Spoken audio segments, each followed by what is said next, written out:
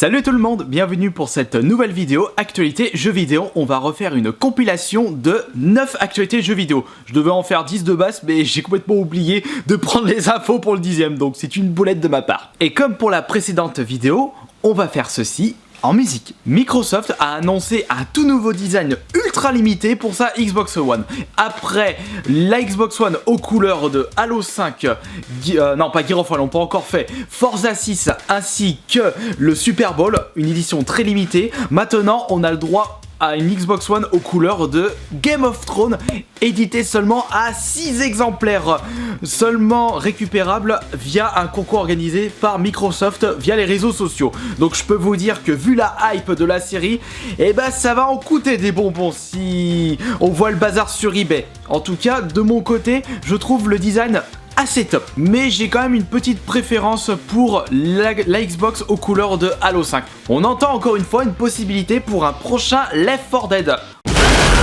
Ça fait un paquet d'années qu'on a pu vu un nouvel opus pour cette série qui est d'une superbe qualité en termes de multijoueur, bien entendu, mais j'ai l'impression que Valve ont cette tendance et à apprécier ce petit trollage de leur part pour les fans de cette série qui attendent avec grande impatience la suite de Left 4 Dead. Comme pour Half-Life 3, j'ai l'impression.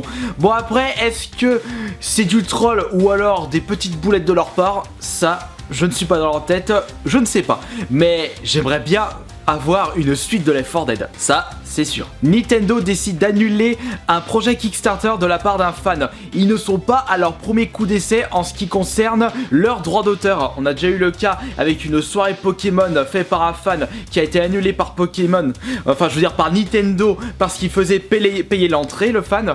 On a eu le droit bien entendu aux droits d'auteur sur YouTube concernant les gameplays de Nintendo. Et concernant ce projet Kickstarter, c'est en fait, je sais pas si c'est une personne ou ils sont plusieurs sur le projet.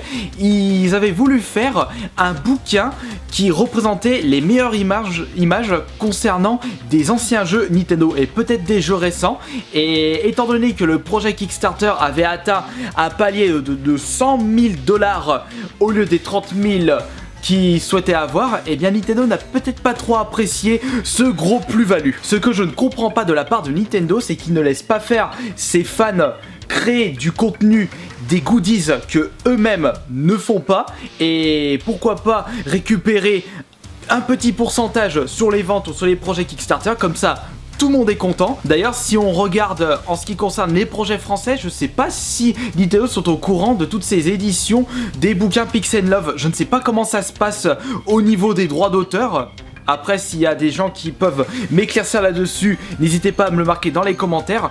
Et puis, ne me dites pas que Nintendo, c'est les pires dans ce milieu-là. Ces gars, ils sont pas blancs comme neige, puisqu'ils avaient bien fait valoir leurs droits d'auteur en ce qui concerne le Street of Rage remake qu'ils avaient annulé, enfin décidé d'annuler le jour de la sortie de la version finale. Alors ça c'est cool pour les fans de la série BioShock. BioShock 1 et 2 Remaster sont gratuits sur Steam pour ceux qui possèdent le 1 et le 2 non remaster. Il y a eu exactement le même principe sur Skyrim si je me trompe pas, je ne suis pas PC bien entendu, mais le problème c'est que les consoleux ne pourront pas avoir accès à cette promotion et devront passer à la caisse pour pouvoir acheter la compilation des 3 BioShock. Et à 50 €, je comprends pourquoi ils n'ont pas décidé de mettre en place cette promotion comme pour les PC, parce qu'il y a pas mal d'argent à se faire et il faut bien payer les éditeurs. Autre actualité qui fait plaisir pour le sol français, le Paris Games Week 2016 commence à pointer le bout de son nez,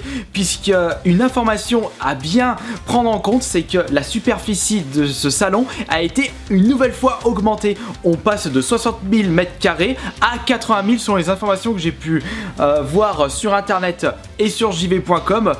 Ça fait toujours plaisir de voir une convention, un salon de jeux vidéo augmenté en termes de superficie, surtout que le Paris Games Week on a vraiment besoin, puisque je peux vous dire qu'en 2015 c'était vraiment une fournaise, c'était un nid à fourmis vu le peu de place qu'il y avait, vu le nombre de personnes lors de l'année 2015.